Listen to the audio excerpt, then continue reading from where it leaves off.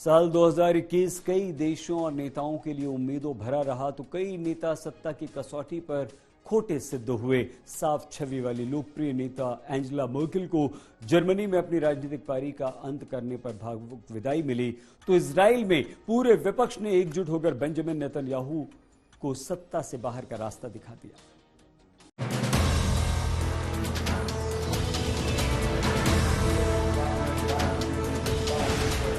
साल 2021 की शुरुआत में दुनिया के सबसे शक्तिशाली देश अमेरिका के राष्ट्रपति जो बाइडेन को शपथ लेते पूरी दुनिया ने देखा।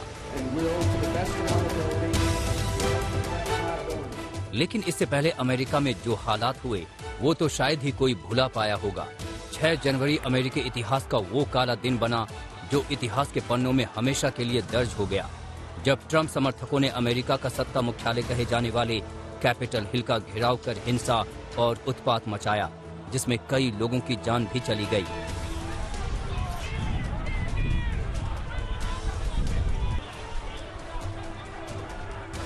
अमेरिका में 3 नवंबर 2020 को हुआ चुनाव ट्रंप हार चुके थे, लेकिन जीत की जिद और हारना कबूल करने पर अड़े ट्रंप सत्ता पाने के लिए किसी भी हद तक जाने को तैयार थे।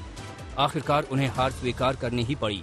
नतीजा, जाते जाते ट्रंप को वो विदाई भी न मिल सकी जिसका हर अमेरिकी राष्ट्रपति हकदार होता है। कई तरह के आरोप और जांच की आंच लेकर ट्रंप व्हाइट हाउस से खामोशी से विदा हो गए। 20 जनवरी 2021 को जो बाइडेन अमेरिकी हुकूमत के सर्वेसर्वा बने और आते ही अपने दुश्मनों के प्रति कड़ा रुख दिखाकर उन्होंने अपने शासन की शैली साफ कर दी।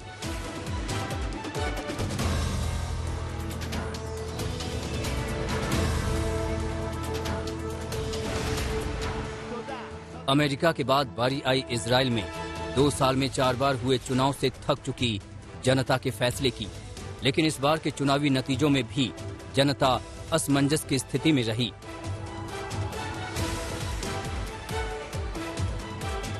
और नतीजे हर बार की तरह ही रहे, जहां किसी को भी बहुमत साबित नहीं हुआ।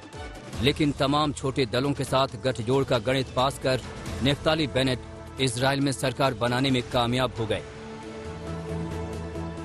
और इसी के साथ 12 साल तक इजराइल के सबसे लंबे समय तक प्रधानमंत्री रहे बेंजामिन नेतन्याहू के कार्यकाल का अंत हो गया।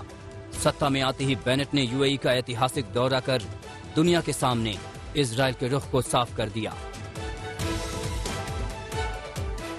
इजराइल के साथ ईरान में भी इसी साल राष्ट्रपति चुनाव हुए, जहां चुनाव में कट्टरपंथी विचारधारा दिखाने वाले इब्राहिम रईसी राष्ट्रपति चुने गए और हसन रूहानी को अपनी हार स्वीकार करनी पड़ी।